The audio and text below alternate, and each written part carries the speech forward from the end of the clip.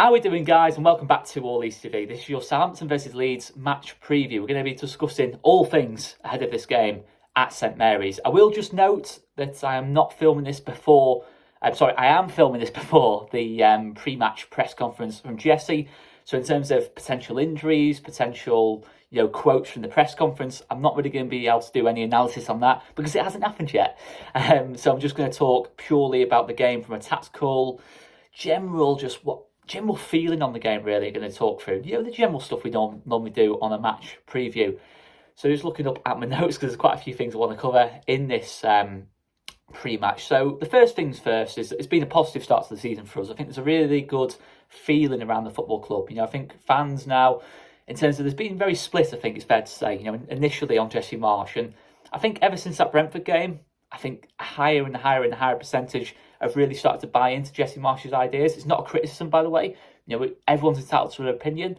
But I think as this season's kind of started, especially after the Wolves game, the fact that Jesse Marsch was getting chanted off the pitch in terms of, there's a real connection again, which is what's absolutely brilliant. It feels like the fans, the players, the management, everyone feels together again, which is a really, really good start to the season for us. Because if you go back to the Brighton home game, the last home game of last season, there was chants against the board.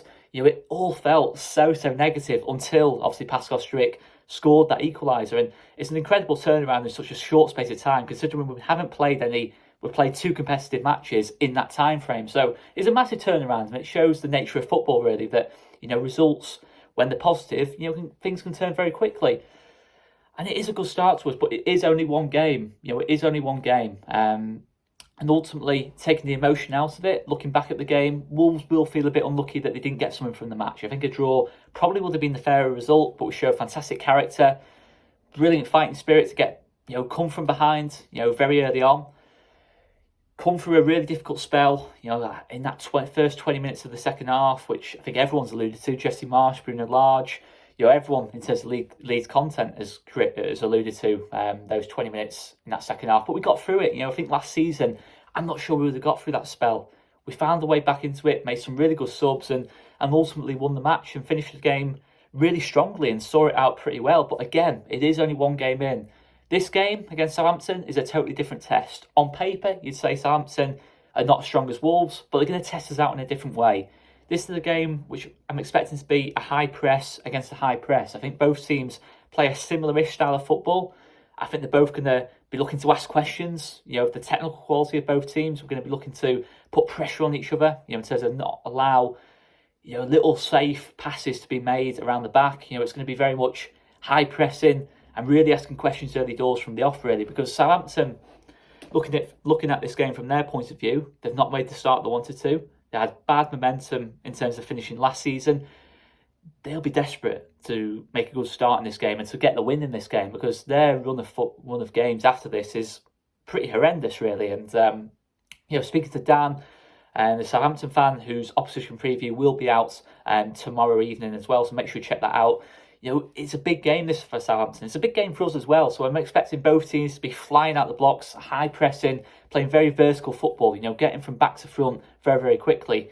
I'm not saying both teams are long ball teams, nothing of the sort, but I think both teams are going to look to get the ball into those forward areas very, very quickly. So it is a different kind of test for us. I think against Wolves, we didn't have a lot of the ball against Wolves. I think we had 40% against Wolves, and we found that when we did get the ball back, Wolves sat off us and allowed us time to build up play and progress through the thirds. I don't think that will be the case against Southampton. I think they'll be desperate to try and win that ball back from us as quickly as possible, because I think both teams' weaknesses are that they're very open at the back. I think certainly Southampton, you've seen that from their start to the season in terms of how many goals they do tend to concede.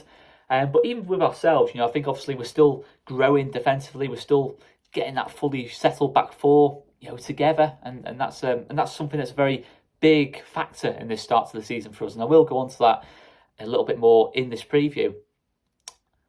But we have to remember, just looking at what I want to talk about next, let's have a look. So yeah, we have to remember that we're still testing things out. We've still got players out missing at this moment in time. Cooper, Firpo, Ayling, Sinisterra. Obviously Dan James will hopefully be coming back into the team in this game. So we are still trying to learn, what is our strongest 11? What is our best shape? What is our best system? It's still we still have to remember that. And it's a big opportunity for the likes of Rodrigo, the back four, to really prove, they can put in good performances back to back, consistently putting in good performances, particularly Rodrigo. Because listen, Rodrigo, when he is on it, when he is on absolute top form, for me, he's our best technical footballer in this team. And certainly since Rafinha left, I think technically he's absolutely phenomenal when he's absolutely on it. And you've seen the confidence in the last couple of games in terms of getting 4 goals in his last 2 games and taking the goals well as well, and showing confidence to take shots on, good off the ball movement, working really hard in the press. Is about maintaining that now for Rodrigo. And it's a big opportunity for him because obviously it's probably his position that's most under threat. You'd imagine Brendan Aronson, Jack Harrison's places are pretty safe, but you've got Sinisterra coming back, different options in this team.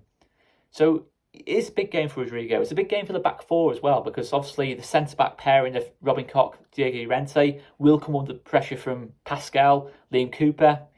So there's lots of different things going on here at this moment in time. So we're still learning as a team. It's a case of seeing which players react to the pressure, because it's pressure for positions at this moment in time. We have strengthened the squad in terms of depth, definitely strengthened in terms of depth. I still think we're strengthened in terms of quality as well. And now you're seeing obviously the likes of Mateusz Klich coming from the bench. When in the past he's been the guaranteed starter, that to me signals the quality and depth, in that kind of area. So it's good to have that in the team. It's good to have competition for places. I don't think it's something we've had for a long time at Leeds. Not just going to the Bielsa era. I think going before that, when we have had an injury, we have really suffered in that kind of sense. So hopefully now that situation's much better. Listen, there's parts of the team where we probably are still a bit light in numbers, but there's still 3 weeks to go in the transfer window, so we'll have to see how that develops. But for me, the biggest difference, I think, in this squad compared to previous squads is that the number of options we have in that number 10 position now. Brendan Aronson, Rodrigo, Sam Greenwood, even Joffrey, I think, can definitely play there as well. So it's good to have players who can put the foot on the ball, look up, pick the right pass and create, really break down the back four through the middle of the pitch. In that kind of sense, having that real composure to create chances in those kind of situations. And that's what I think something we've lacked. Even when Pablo was at the club, we lacked depth to Pablo in terms of when Pablo was injured, we didn't have that option in terms of someone else who could do that. So it's good to have loads of different options who can play that way. In terms of the 4-2-3-1 system, we are playing with more of a natural number 10 who's right behind the striker. So it is crucial that we have a lot of depth in that area. And I think it's really showing the last couple of games. In terms of Rodrigo, Aronson have built a really nice understanding, really interchanging positions well. And it's making it difficult for the opposition to pick him up, because Aronson's drifting all over the pitch in a good way, in terms of picking up several different positions. And it makes it difficult for teams, having those players who can, show that technical quality, put the foot on the ball, receive the ball in tight areas and create from there. And that's something that's a real nice thing to have in this team, as well as having, direct wingers like Jack Harrison, Dan James, Sinisterra, Crescencio Somerville, hopefully this season as well. It's nice to have that in the team. So it's a different factor for this team as well. I'm delighted with the intensity we're showing. I think in terms of the pressing, I think it's gone up another level. I think that was, something that Jesse Marsh implemented well last season, but I think now we're really starting to create chances from our pressing. The first goal on Saturday, we swarm as a pack. It's really, really nice to see. And in terms of our pressing stats, we're up at the top of the league at this moment in time. Yes, it's only one game in, but we're showing our intent early. Brendan Aronson, in terms of breaking, the record in terms of pressures on the ball this season so far. I don't want to get too stats-wise, but it's good to see that we've got that intensity in the team, because listen, last season was a draining season. And it's been a short pre-season as well, so it's a little over 2 months away since we were at that Brentford game, fighting for our lives to stay in the league. So it's good to have that intensity from the off-season. There's no hangover effects in terms of physicality and not feeling drained. It feels like this team's fresh and ready to improve more than anything in its body language, and we're doing the right things on the ball as well. So it's good. It's really, really a nice start to the season. But listen, I'm under no illusions that come 5 o'clock on Saturday, we could be talking about the more negative sides of this Leeds team. It is going to be that kind of season for me, where it's going to be ups and downs, and we're going to have to see our way through that and learn from, we're still a young team, so we will have, the occasional problem this season. So we'll have to learn on the job almost this season with such a new team as well. So many new additions. So let's just see where I was up to in terms of on the notes, what I want to talk about. I think as well, another factor is the league's quality is higher this season too. I think in terms of a lot of people are talking about Fulham and Bournemouth being two teams that, people could see struggling from before a ball was kicked, including myself. But you see the performances they put in at the weekend against good opposition. It doesn't feel like, watching highlights, full matches from other teams, it doesn't feel like there's a weak team in this league this season, and especially weak teams. So every game's going to be a battle this season. Teams are going to take points off each other. It's going to be another really interesting battle this season. But I think this game is a game where we have to go in with confidence. Southampton haven't got much momentum at this moment in time. I think they've lost the last 5 Premier League games. If you go back to last season, they're conceding a lot of goals. There is question marks over Ralph Hasenhüttl at this moment in time going into this game. And ultimately, if we do want to progress, this is the type of game where I'm not going to say it's a must-win. It isn't a must-win when it's 2 games into the season and we've already got one win in the one win in the bag. It's not a must-win, but it's a game where you want to see us show more quality than Southampton, look like a better team than Southampton. Because if we want to improve, we are going to have to be better than Southampton this season. Teams like Southampton, I think we showed against Wolves that we're at least their equal, if not better. We won the game ultimately. That's a really good sign, because I think Wolves are in that kind of mid-table bracket. Southampton are probably just below that. I'm not saying Southampton is going to be an easy game by any stretch of the imagination. They're going to test us in different ways. But we just want to show that we're better than Southampton, in terms of showing more quality on the ball, in terms of creativity. Defensively, we certainly want to look stronger than Southampton because Southampton conceded a lot of goals. It's all these different bits and pieces. We want to see that bit more quality where you can come out of the game and say, okay, we've seen enough there to say that we're going to have a better season than Southampton or teams around Southampton, because ultimately that's what we're going to have to do to improve. So let's look at this game in itself as well, because listen, Southampton will press us high. They're going to play very vertical. They're going to try and test our back 4 out pretty early on. I'm fancying that probably Adam Armstrong, maybe even Che Adams might start in the front too. They're going to ask questions from the start. They're going to be trying to run in behind our back line, because we do play a high line. Adams and Armstrong, very quick forwards, able to run in behind and cause problems and stretch the pitch out. We've got to cope with that early doors. They're going to be definitely trying to feed the ball into them as quickly as possible. Then you've got the likes of James Ward-Prowse, Aribo, really nice players in between the lines who can create stuff. Have got that goal threat, that creative threat as well. So don't by any means underestimate Southampton. They've got good players. Kyle Walker-Peters at right wing back again is one of the better right wing backs in this league. He's getting to most teams in this league. He's a really good player. It's an interesting system they play, a back 5 shape. So it's going to be a tough game, this. They are going to be direct against us, and we are going to have moments where the high line will get tested, in terms of when to drop off, when to stay high, try and play them offside. We're going to get questions asked of us, and this is where, as we get more balance as a back 4, in terms of more games together, in terms of Christensen, Robin Koch, Diego Llorente, and Pascal Struijk, this is only the second game they played together. Sorry, the third game they played together, the first away from home. So we're still learning as a back 4. I think against Wolves we showed at times, a little bit of poor decision making, when to step out and try and play high up the pitch. On the first goal against Wolves, you saw that to an extent where we were caught high up the pitch and Neto was able to get the ball into Podence, and we conceded from it, because if you make one mistake in this league, you do concede goals. It is a simple fact. So we have got to bear that in mind, that Southampton will test our chin out to an extent in that kind of sense. And in terms of many teams, we'll see that as our Achilles heel at this moment in time, the high line, and can teams get around it and test it? I understand why we play a high line. I'm not criticising that element of our play. I'm just saying that they're going to look to test that part of our play. So that's just definitely a factor. I think one of the other things is that Southampton play the exact same way. They play a high line as well. So it's definitely a game that's set up to have chaos in it, in terms of being very end-to-end. Lots of chances either side. It does definitely have that feeling to it.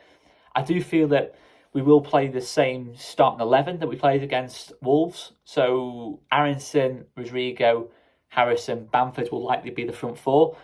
I do think against a high press, in terms of the way Southampton play, with that back 5, when you do play a back 5 system and press high up the pitch and try and play a high line, it does allow the outside centre-backs in that kind of back 3, back 5 to play quite aggressively and push up, because they've got the cover in behind them. So the likes of Salisu, Jan Valery, in terms of the left-sided centre-back is Salisu, the right-sided centre-back is Valery. They'll try and push up the pitch and really put pressure on Aronson and Rodrigo, really try and steal the ball off them high up the pitch, because Southampton, the way they defend, they don't want to be defending in their own box. They want to stop play getting anywhere near that. They want to be very proactive in the way they defend, much like ourselves. So it does lead the question that one area that might hurt us to start with in this game is the lack of runners in behind in that front four. I think the only real natural pace in that front four is probably Jack Harrison. So it's good to have the likes of Dan James, Somerville on the bench as well, who can also stretch the pitch if we do need that extra outlet on the pitch as the game goes on, to really get in behind the back five. Because if Salisu and Valerie are playing quite aggressive and high up the pitch, you want to have that pace going the other way to catch him, to catch him off guard and really create chances from that.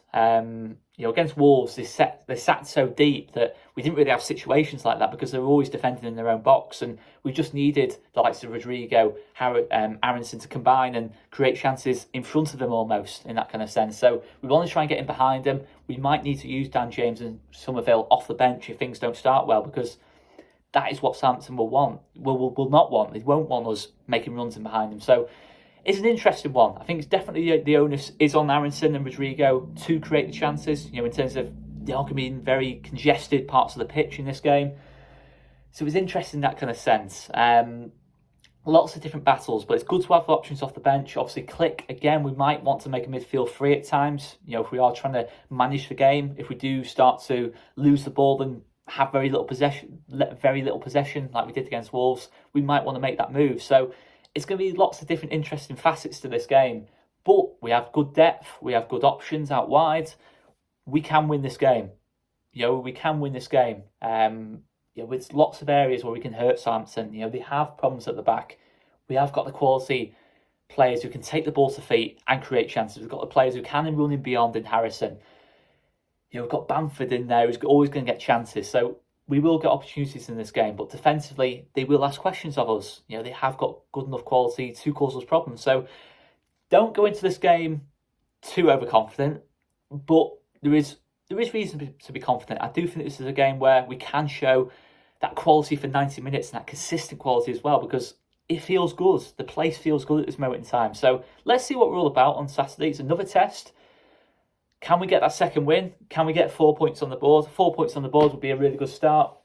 If we can get the win, even better. I'm going to leave it there anyway, guys. I've been rambling long enough. Make sure you smash that like button if you haven't done already, and hit the subscribe button as well. I've been Oscar Marriott, and we will see you later, guys. Check out the opposition preview, line-up prediction as well, and plenty of other pre-match content ahead of Southampton. See you later, guys.